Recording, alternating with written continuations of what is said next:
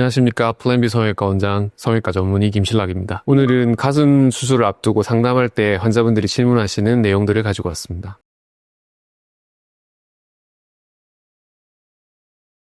저는 특별히 추천하는 보형물은 없습니다. 환자분이 어떤 보형물을 원하시는가가 가장 중요하고요. 환자분이 원하시는 보형물이 환자분한테 사용 가능한가를 판단할 뿐입니다. 예를 들어서 아주 마른 분이 멘토의 초창기 제품을 사용하길 원하신다면은 그런 부분들은 제가 한 번 더 심사숙고해 보시라고 권해드릴 수는 있습니다. 왜냐하면은 멘토 클래식 제품은 실리콘 겔의 충전율이 낮기 때문에 리플링 현상이 일어날 가능성이 많습니다. 아주 마르신 분이면서 가슴이 작으신 분들은 피부의 두께가 작고 조직의 양이 작기 때문에 보형물이 들어가고 나서 리플링 현상이 일어날 가능성들이 상당히 많습니다. 그래서 이런 분들은 리플링 현상이 적은 모티바나 멘토 부스트를 추천해 드릴 수 있겠죠. 이런 식으로 특정 부분에 문제가 있다면은 어떤 보형물을 제가 권해 드리겠지만 어떤 보형물을 사용하셔도 상관없는 체형을 가지신 분들이라면은 환자분이 원하시는 보형물을 사용할 수 있게끔 저는 추천드리고 있습니다. 예전에는 보형물의 종류가 꽤 많았습니다. 하지만 최근에 사용하고 있는 보형물은 지금 현재로 회사명을 얘기하자면은 모티바 보형물과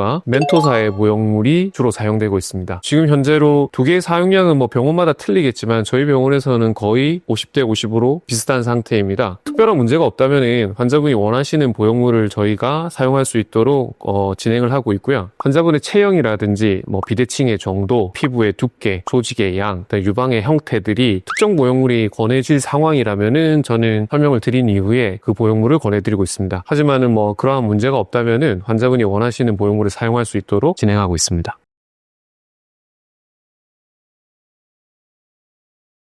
유두나 유륜의 위치는 우리 얼굴에서 눈의 위치와 마찬가지로 유방의 전체적인 미용적인 요소에 상당히 중요한 부분이 됩니다. 일단은 크기적인 요소도 있을 거고 좌우의 비대칭적인 부분도 있을 겁니다. 환자분들은 대부분의 경우 이제 유두나 유륜의 비대칭성 또는 크기에 크게 관심을 가지 않는 경우도 있겠지만은 또 아주 많은 관심을 가지고 계신 분도 계십니다. 젊은 여성분 같은 경우에서 확대 수술을 하면서 유두나 유륜의 비대칭이 있는 경우에 가끔은 제가 비대칭을 교정하기 위해서 수술을 권해드리긴 하는데 환자분들이 이제 흉터에 대한 걱정을 많이 하시는 경우가 있습니다. 그래서 이런 흉터가 좀 많을 걸로 예상되고 그다음에 환자분이 비대칭에 대한 부분을 크게 개선에 대한 리스크가 없으시다면은 그냥 확대 수술만 진행되는 경우가 많고요. 몇몇 환자분들은 본인의 비대칭을 잘 알고 계시고 그것들에 대한 개선을 원하시는 경우에는 개선할 수 있는 방법들을 설명드리는데 유두의 사이즈는 유두를 잘라내는 방향으로 해서 큰 것을 작은 쪽에 맞추는 수술을 진행을 하고 있고요. 형태가 원통형이면서 이쁜 둥근 모양을 가지는 경우가 있는데 그렇지 못하고 불규칙한 형태, 타원형 또는 타원형을 넘어선 많이 불규칙한 형태를 가지고 계신 분들도 계십니다. 이러한 형태들도 유두를 조금 잘라서 저희가 원통형의 이쁜 형태를 만들어 드리는 방향의 유두 성형술도 진행하는 경우도 있습니다. 그 다음에 유두의 높낮이가 맞지 않는 경우에는 유륜의 윗부분을 잘라낸다든지 또는 가끔은 아랫부분을 잘라내기도 합니다. 그래서 유륜 거상과 함께 수술이 진행되면은 유두나 유륜의 위치의 수평적인 부분을 좀 더 맞출 수 있는 경우도 있습니다. 하지만 아까 말씀드렸다시피 흉터가 남는 수술이기 때문에 몇몇 환자분들은 거기에 대한 거부감이 있으셔서 환자분들과 충분한 상의 이후에 저희가 결정하게 됩니다.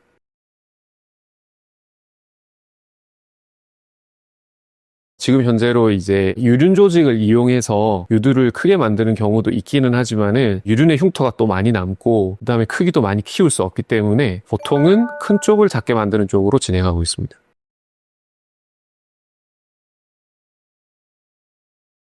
대부분의 경우 이제 자기 조직이 부족한 경우가 그러한 케이스입니다. 환자분은 크게 하면서 최대한 수술하지 않은 듯한 자연스러운 느낌을 원하시는 경우가 있으신데 그러한 경우는 대부분의 경우 자기의 조직이 플레이컵 또는 작은 B컵이 될 정도의 자기 조직을 가지고 계시면서 유방 주위에 체지방도 적절히 있는 경우에 수술 이후에 수술하지 않은 듯한 느낌의 자연스러운 느낌을 만들 수 있습니다. 하지만 아주 마르신 분이면서 트리플 A 또는 더블 A 정도가 될 정도로 아주 유방이 작으신 분들, 유선 조직이 거의 없는 경우가 되겠죠. 이런 분들은 사실은 수술하고 나면은 당연히 자연스러운 가슴을 원하시겠지만 보형물의 형태가 조금 많이 드러나는 조금은 부자연스러운 가슴이 될 수밖에 없습니다. 이런 부분들은 수술 전에 충분히 환자분께 설명드리고 수술을 진행을 하고 이러한 부분들을 조금 더 커버하고 싶다. 방구의 형태를 조금 더 자연스럽게 물방울 형태로 받고 싶다고 하신다면은 지방의식을 통해서 반원의 형태, 방구의 형태를 조금 완화시킬 수는 있습니다. 하지만 원래 플레이컵이나 작은 B컵에 적절한 가슴을 가지셨던 분들에 비해서는 조금은 부자연스러울 수밖에 없을 것 같습니다. 네, 오늘은 가슴 성형 수술을 앞두고 환자분들께서 하실 수 있는 질문들을 모아서 이야기 나눠보았습니다. 저희는 환자분들의 가슴의 아름다움을 위해서 최선을 다하고 노력하고 있습니다. 네, 원하셔서 상담하신다면 오늘보다 더 자세한 내용들을 조금 더 친절하게 설명드리겠습니다. 감사합니다.